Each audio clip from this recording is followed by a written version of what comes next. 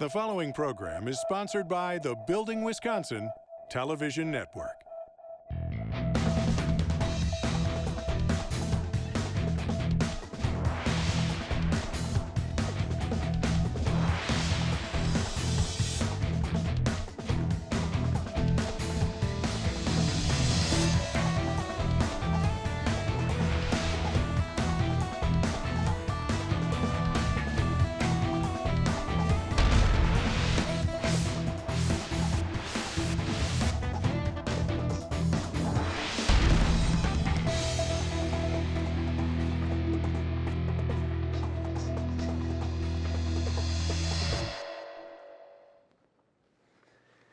Welcome to another project here on Building Wisconsin. I'm Stuart Keith, and on today's show, we'll take a closer look at the challenges the Milwaukee Metropolitan Sewer District is facing and how these challenges impact virtually everyone in the greater Milwaukee area.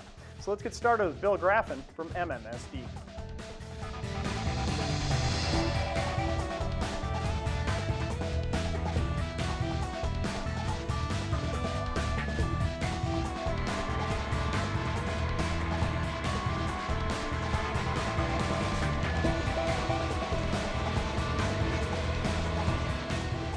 Well, Bill, this is a pretty impressive looking operation up here. What are we looking at? We're at the Jones Island Water Reclamation Facility in Milwaukee. This is one of two treatment plants for the region.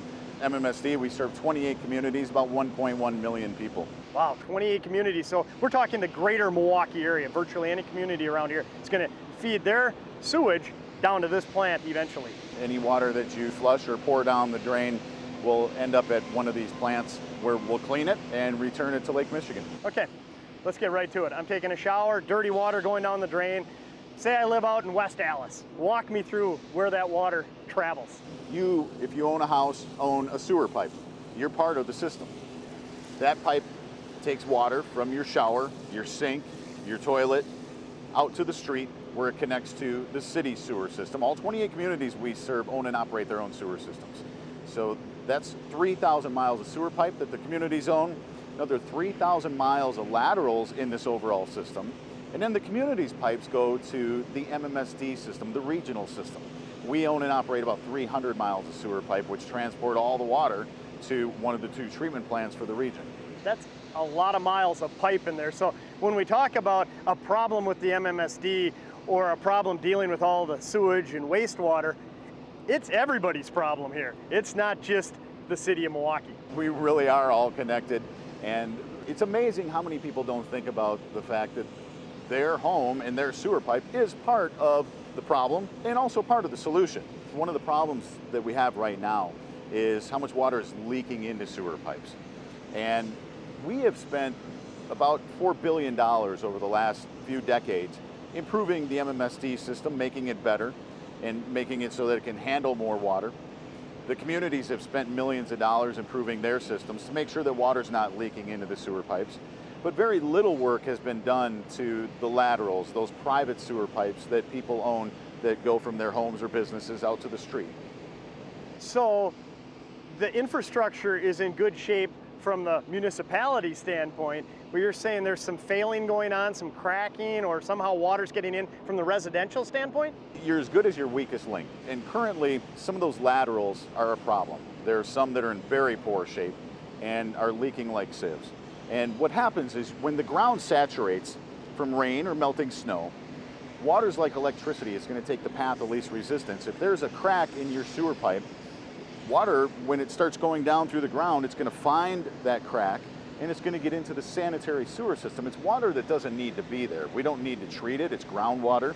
And it's water that can also lead to basement backups and sewer overflows, because when you put too much water into a sewer pipe, one of two things happens. It'll start backing up in the system, or we can provide relief to that system through an overflow point. An overflow point is when you hear about untreated wastewater going to the rivers and eventually to Lake Michigan.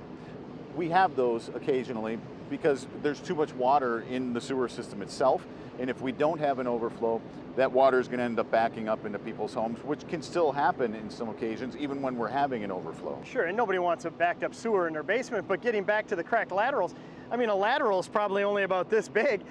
A crack in that can lead to that much water overflowing the system? We've done some studies with actual dye testing and with cameras going up into the lines, and you could find some homes that are leaking 50 gallons a minute.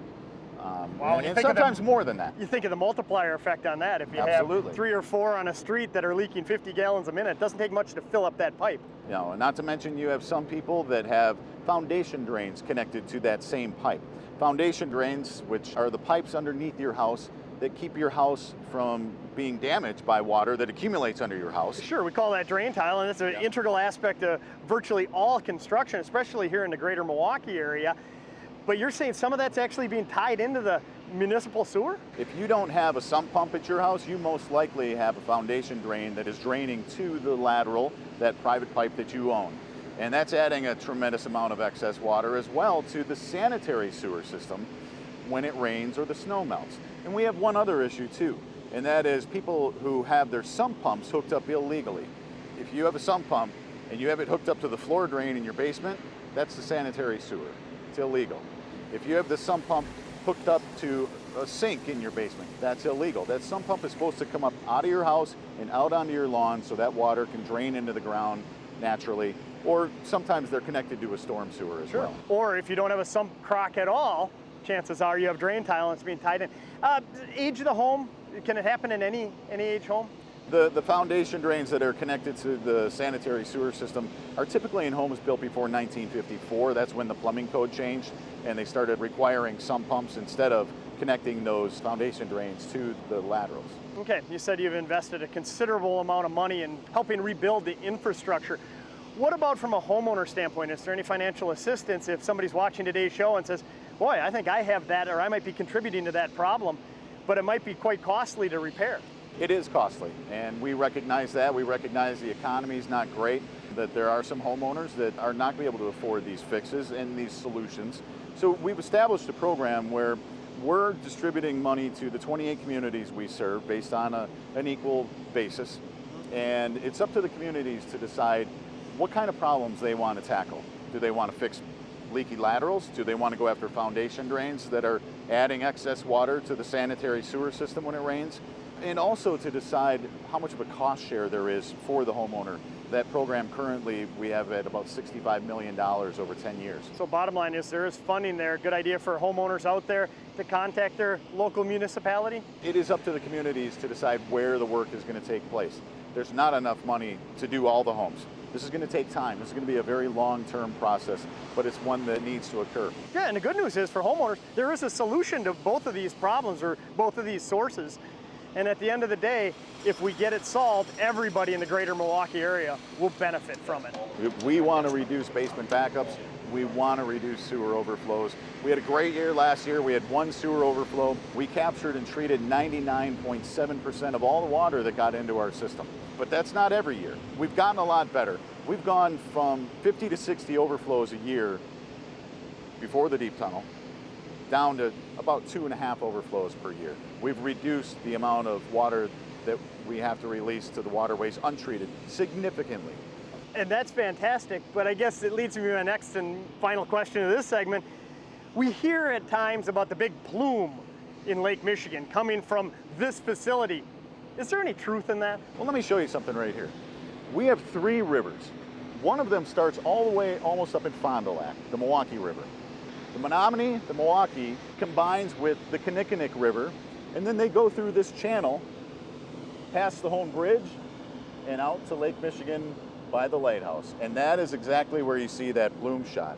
Well, think about how much water that is screaming down those rivers when you get a lot of rain. Sure, you get a 2 or 3 inch rain, that must be a considerable amount of water. Billions and billions and billions of gallons of water. Just on our service area alone, the 28 communities we serve, 1 inch of rain is 7.1 billion gallons of water. Wow. So it is a lot of water that comes screaming down those rivers, and it's churning the river. We call it scouring, where it's kicking up the loose debris and the mud and silt and sediment that's at the bottom. You also have pollution getting in when it rains, and that is causing a very turbid, muddy water to go out and meet what is usually a blue, turquoise, clear water. Yeah, beautiful. And that contrast in the 2 colors is obviously very noticeable. When we have an overflow, Yes, there is some overflow of untreated sewage in that water, but the vast majority is the excess water, the rainwater that's coming down from those 3 river systems out to the lake. Well, that makes a lot more sense to me, and I'm anxious to get into the solution to the homeowner problems and how each of us can do our part to really help the community and help the system as a whole.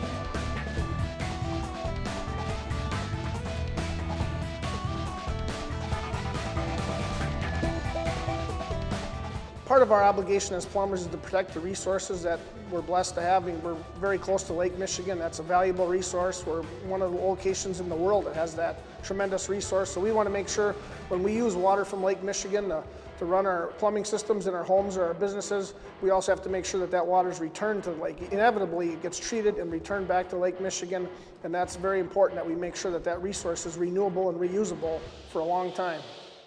Building Wisconsin is made possible by the members of Plumbers 75, proudly serving their contractors and helping build Wisconsin for over 100 years.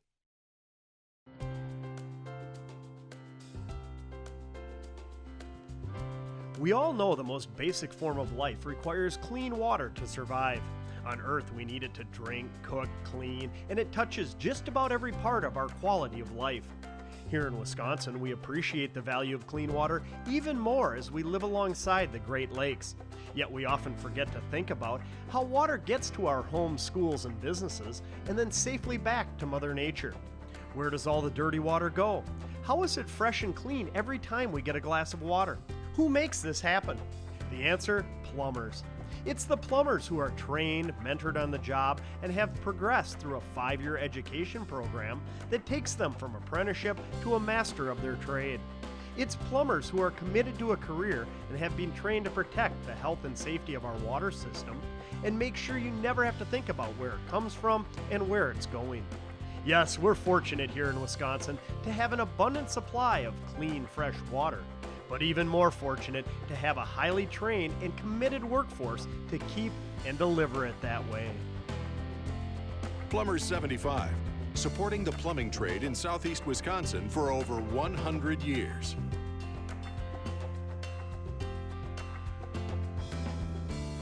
At Clearview Plumbing, they believe bigger isn't necessarily better.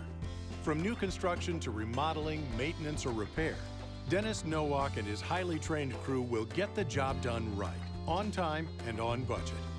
Serving southeastern Wisconsin for over 15 years, Clearview Plumbing specializes in residential and light commercial. Whether they're repairing a clogged drain, replacing a water heater, installing a new faucet, or capping off a drain tile system, Clearview Plumbing strives for excellence in everything they do. Clearview Plumbing and Plumbers 75, proud to be building Wisconsin.